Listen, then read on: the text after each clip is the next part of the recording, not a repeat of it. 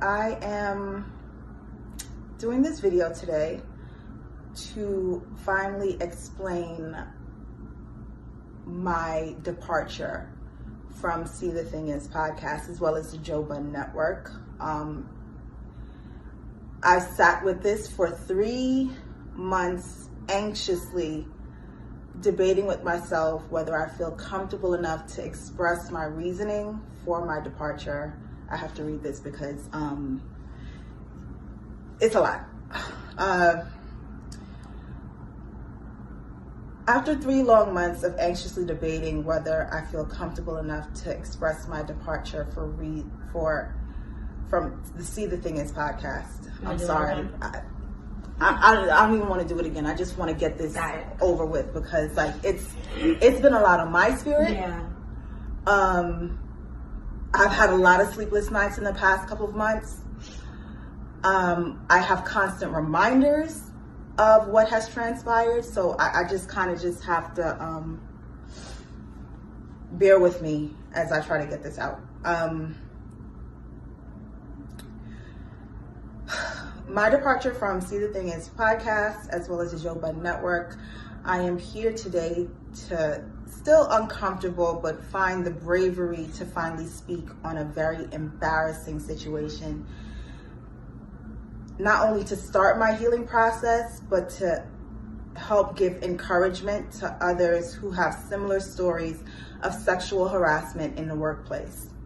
On January 18th, 2021, Joe Budden sat in on a recording of the female-led podcast I was a part of and continuously made sexual suggestive remarks to me that made me extremely uncomfortable, as well as fearful of dampening the mood if I didn't laugh along while he made those sexual remarks to me. Those moments were not only, excuse me, those moments not only live on the internet forever, it also forced me in the decision of quitting the podcast. And I'm now in a place where it was traumatizing, embarrassing, and I've decided that I have to actually speak up because not only was it important for me to walk away from it, it also is important for me to speak up, not only to help heal myself, but also to probably help others in the future and let them know that this probably wouldn't be the best situation for you to enter into working with this person. I'm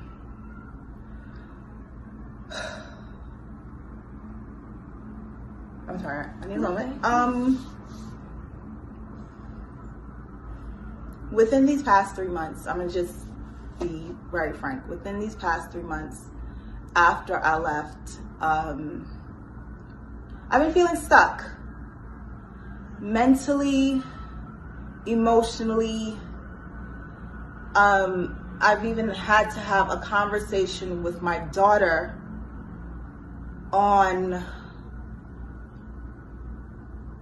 why it's important for you to speak up when somebody crosses a boundary with you, because there is now footage of her mother on the internet with somebody crossing a boundary with her mother, and that's on there forever. And I want to lead by example and let her know that that is not how somebody should speak to you. And that also is a situation where if somebody does cross that line, you have to speak up. Everything that transpired in that episode happened while we were recording. Some of it was edited out. Some of it did stay in there. and I'm going to reiterate the timestamps of how everything transpired. I'm gonna go ahead and start from 13 minutes and 48 seconds. Joe calls me out by saying, I've never reached out to him privately or personally. This information is important to this entire scenario because it proves my lack of familiarity with this person.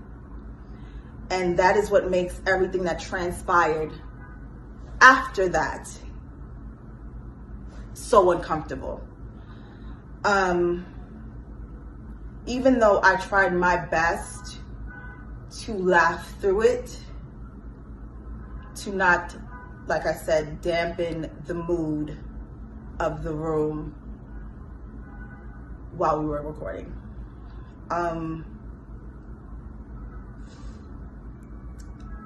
At 14 minutes, 34 seconds, there's an edit in the recording because Joe says him and I should speak more because, quote, he's been wanting to fuck me since we've met. Everyone in the studio, including production staff, laughed uncomfortably while one of my co-hosts confirmed that to be true. I am mortified by this revelation, not only because it's revealed while we are amongst the presence of all of the production staff, but it's also being done while we are also recording audio as well as visual.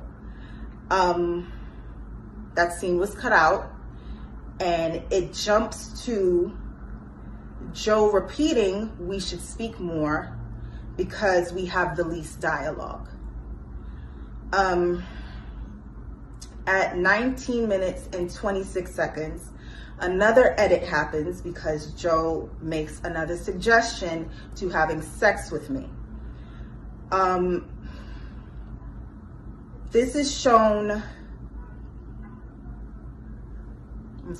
Joseph makes another suggestion to have sex with me. That scene is edited out, and what is shown in right after that is me closing my eyes, saying no, and then he says, never mind. At 21 minutes, 30 seconds, Joe tells me to hit a button, bitch, because I didn't hit a sound effect fast enough. At 24 minutes and 54 seconds, Joe makes a comment that I am throwing my singleness in his face, and he thought we were going to be a network power couple. Once again, I'm trying to laugh all of this off. As it's transpiring, I reply by saying, sorry, Joe, we're not.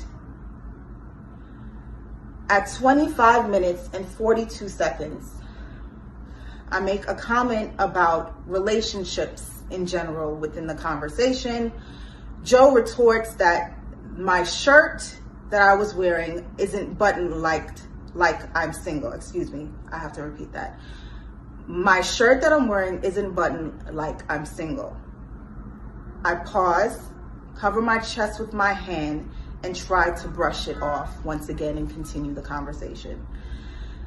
At 31 minutes, 42 seconds to about 35 minutes and change, Joe makes me feel like I'm in a hostile work environment by letting my co-host know that I am carrying the group because they don't dress sexy enough. Because now not only am I embarrassed for myself in being objectified, but also you're making other women that I have to work with on a regular basis uncomfortable by telling them they don't dress sexy enough. Like I said, this transpired while recording, in front of cameras, and in front of the entire production staff. So with that, I'm sorry.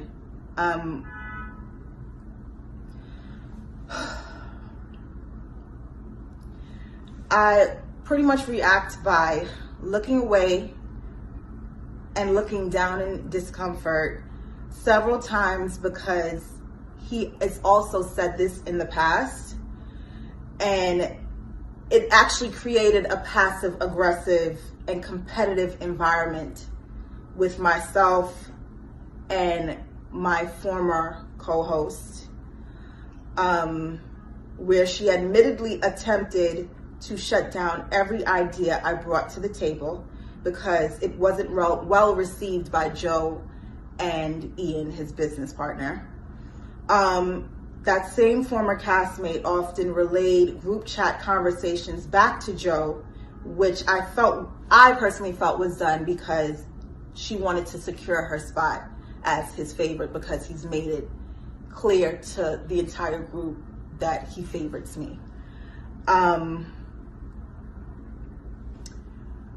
Fast forward, we usually take a pause for about 10 to 15 minutes during recording to kind of regroup and get to the next segment. During that break, I leave the studio to go inside of the green room where Joe is sitting there alone. He asked me if I was okay, and I just immediately said yes, to not even try to further any sort of conversation or uncomfortableness. He then tells me he's gonna come back and sit with us and just give an on-air hug to lighten the mood. I say, okay. Fast forward to 2 hours, 16 minutes, and 3 seconds into the show.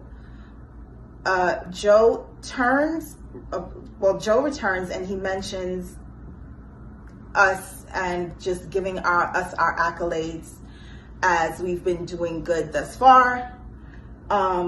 This scene is edited once again because, let me rephrase that, let me go back.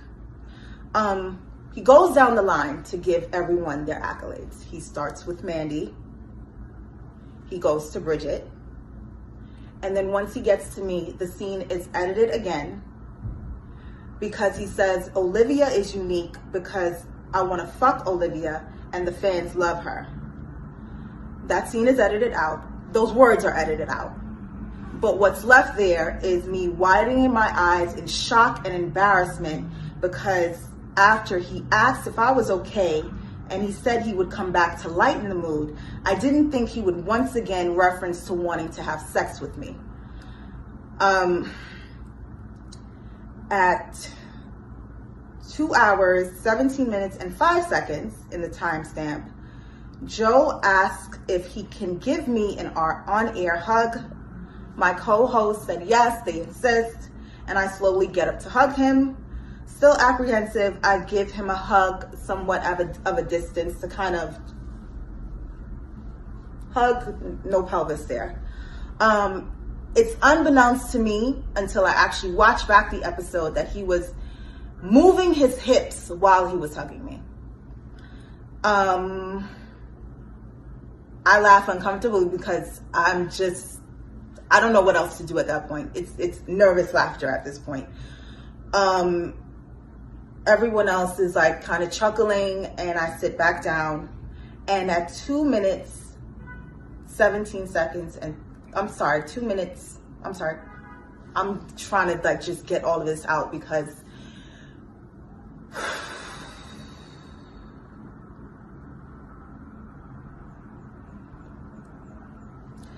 at 2 hours, 17 minutes, and 38 seconds, after I sit down after the on-air hug, I grab the microphone and I say, "This is uncomfortable."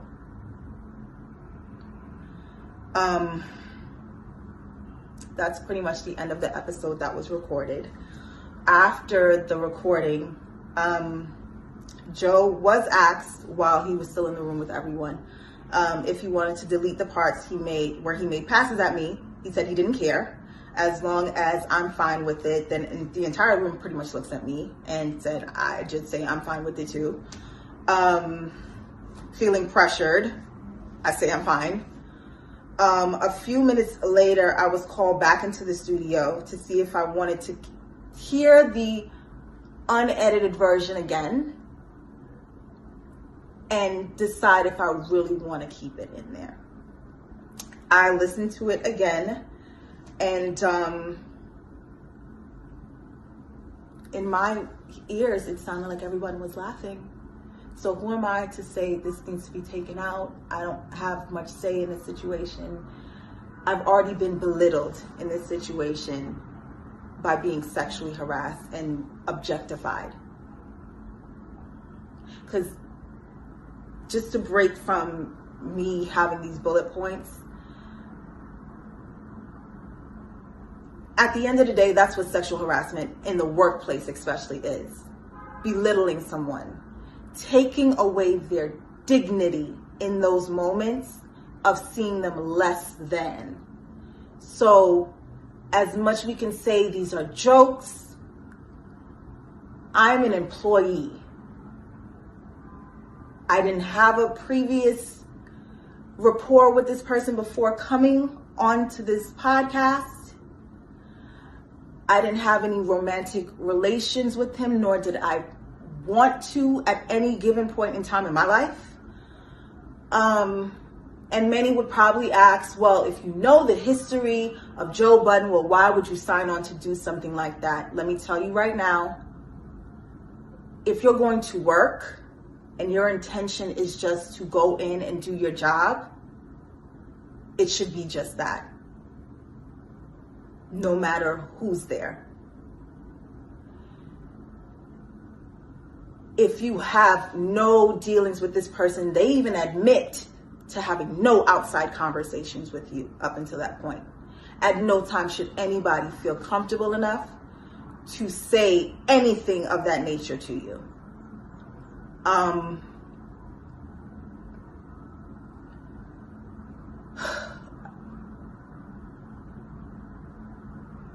don't wish anything that happened to me in that moment on anyone, because like I said, it was extremely embarrassing. I am mortified that when people search Olivia Dope, the brand that I've spent 10 years at least building, that comes up.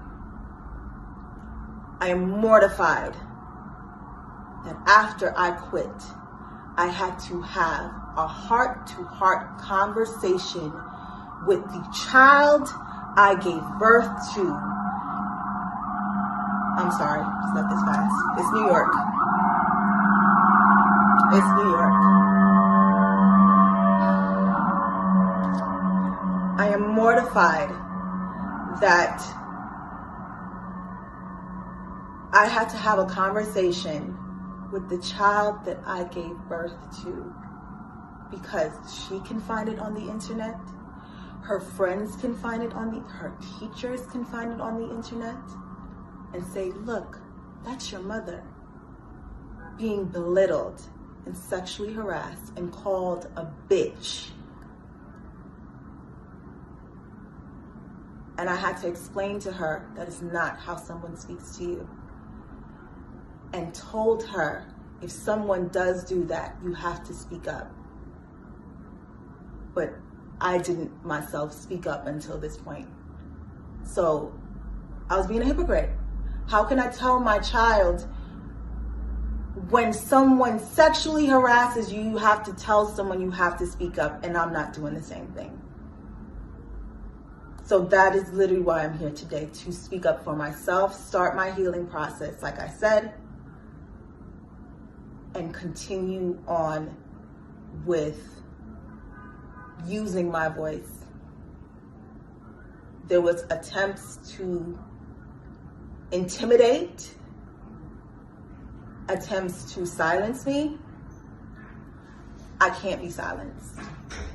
I absolutely cannot. After listening to the recording again, Joe wasn't there. I listened to the recording with some of the production staff members. Once again, everyone, chuckled. So I'm like, well, I mean, if everybody's chuckling, just keep that in there.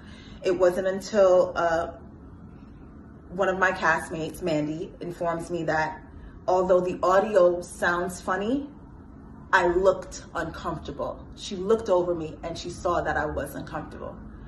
So she suggested that we shouldn't keep those moments in the episode.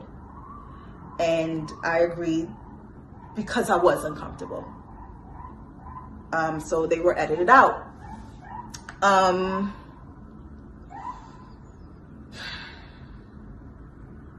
I just wanted to speak my piece.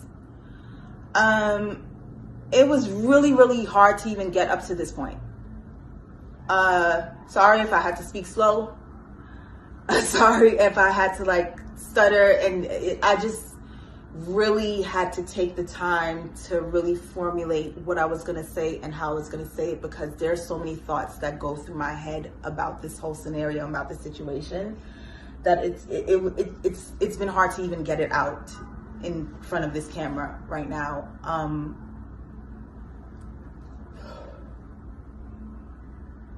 At this point in time, I just recommend any woman that thinks about working with this person in any capacity, please think again.